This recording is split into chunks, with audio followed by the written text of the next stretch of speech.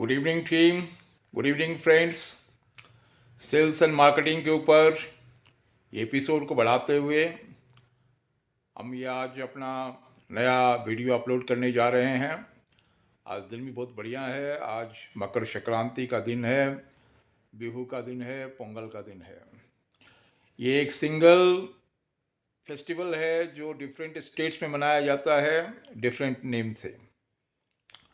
तो आज का दिन बहुत पावन दिन है।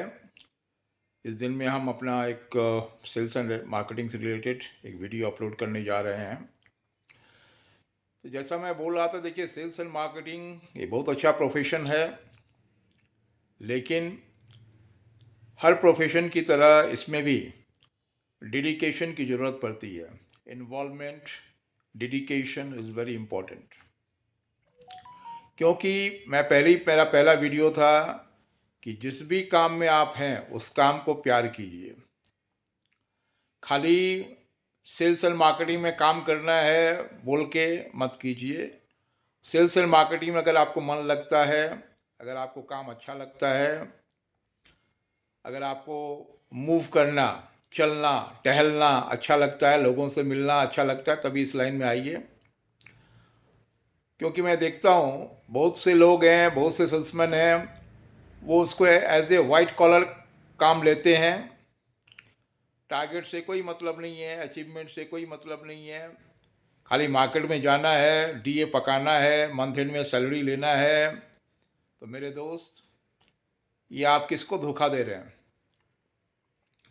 क्योंकि जैसे कुछ स्टूडेंट होते हैं ना, परीक्षा में पास होने के लिए पढ़ते हैं। एक सप्ताह पढ़ लिया, 15 दिन पढ़ लिया, एक महीना पढ़ लिया, पास मार्क आ गया, पास हो गए। वो किसी काम के लायक नहीं होते हैं मेरे दोस्त। पढ़ाई करना है तो पास होने के लिए नहीं, ज्ञान लेने के लिए पढ़िए, सब्जेक्ट को समझिए। भले ही हो सकता है कि आप फेल हो गए, लेकिन अगर आपको उसकी समझ है उस सब्जेक्ट की, तो फेल होके भी आप सफल रहेंगे। डिग्री लेने के लिए कुछ लोग पढ़ते हैं ना, ऐसा मत पढ़िए। तो वैसे ही सेल्स में आ रहे हैं तो आपको अपने काम के प्रति जिम्मेदार होना बहुत ज़रूरी है।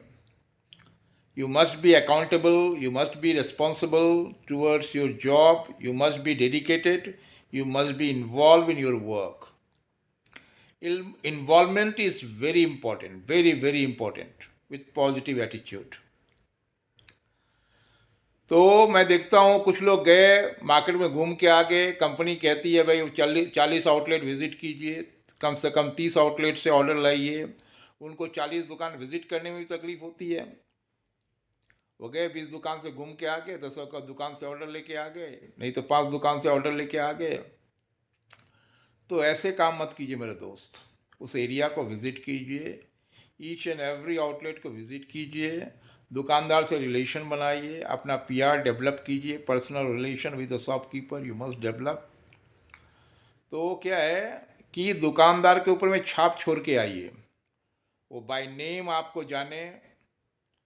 वो कब जानेगा? जब आपका विज़िट रेगुलर होगा, रेगुलर इंटरवल में होगा, आप दुकानदार को टाइम देंगे, तो वो दुकानदार बाय नेम आपको जानेगा, आप भी उस दुकानदार को बाय नेम जानेंगे। तो काम में involvement is very important. Don't do the work of salesman as a to pass the time. Time pass मत कीजिए। मार्केट को समझिए, दुकानदार को समझिए, उनका एटीट्यूड समझिए, उनका बिहेवियर समझिए, उस पर्टिकुलर मार्केट का बाइंग पैटर्न क्या है दुकानदार का, उनका लोगों का बाइंग हैबिट क्या है, लोगों का फूड हैबिट क्या है, किस तरह का पॉपुलेशन है वहाँ पे, वो क्या खाना पसंद करते हैं। ये सारा चीज़ की ज़रूरत पड़ती है मेरे दोस्त एक सफल सेल्समैन होने के लिए। डेडिकेशन होना बहुत इम्पोर्टेंट है। खाली मार्केट में काम करने के लिए वाइट कॉलर के हिसाब से मत लीजिए इसको। वो कहते हैं ना कि इश्क नहीं आसान, आग का दरिया है और डूब के जाना है। ये इश्क नहीं है आसान, आग का दरिया है और डूब के जाना है मेरे दोस्त। You have to Take your work seriously. Give your full time, full dedication, full involvement. Be accountable towards your job responsibility. Then only you can be a successful salesman, successful manager, officer, whatever it is.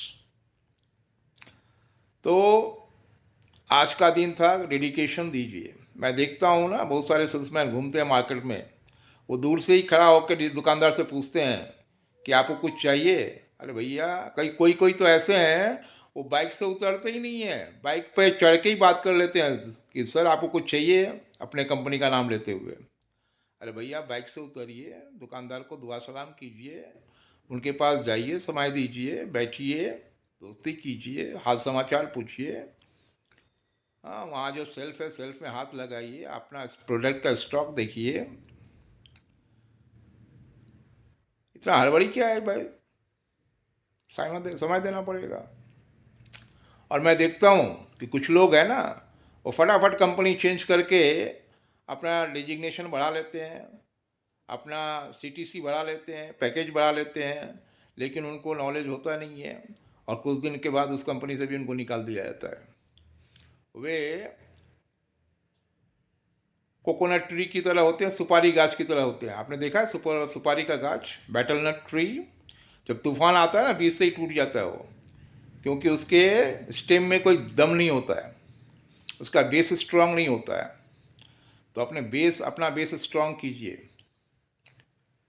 Mango tree की तरह। कितना भी आंधी तूफान आ जाए, उसका कुछ नहीं बिगड़ता है।